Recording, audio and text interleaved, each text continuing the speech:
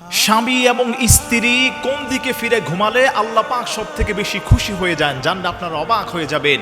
অনেক যুবক ভাইয়েরা আসছেন, মিটিমিটি করে হাসি দিচ্ছেন, আপনারা আজকে জানলে অবাক হয়ে যাবেন স্বামী এবং স্ত্রী কিভাবে ঘুমালে আল্লাহ পাক আপনার উপর খুশি হয়ে যাবেন। এবং সারা রাত নফল ইবাদত করলে যেই সব আল্লাহ রব্বুল ইজ্জত ওয়াল জালাল আপনার আমল নামায় সেই সবগুলোকে দান করে দিবেন। আল্লাহু আকবার পড়েন।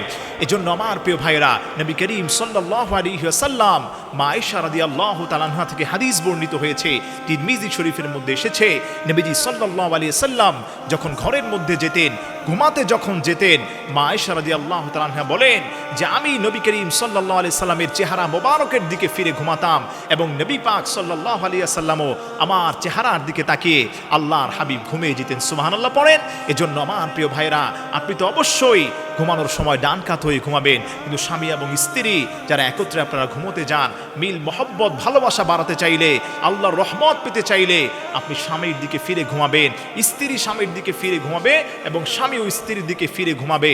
অনেকেই আছেন দেখা যায় স্বামীকে অবজ্ঞা করেন, স্বামীর দিকে রাগ করেও আপনি ফিরে ঘুমাতে চান না। এত দাম্ভিকতা কোত্থেকে এসেছে আপনার?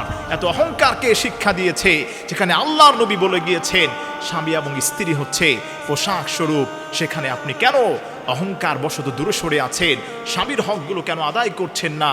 হাদিসের মধ্যে এসেছে কোনো স্বামী এবং স্ত্রী যখন রাত্রিবেলা বিছানায় যায় একত্রিত হয়ে সময় কাটানোর জন্য, ওই সময় তারা যে সময়গুলো পার করবে, প্রত্যেক রাতে নফল ইবাদত করলে যে সব আল্লাহ পাক সেই সব দিয়ে ওই ফ্যামিলির মেম্বারদের উপর আল্লাহ পাক সন্তুষ্ট হয়ে যান। সুবহানাল্লাহ পড়েন।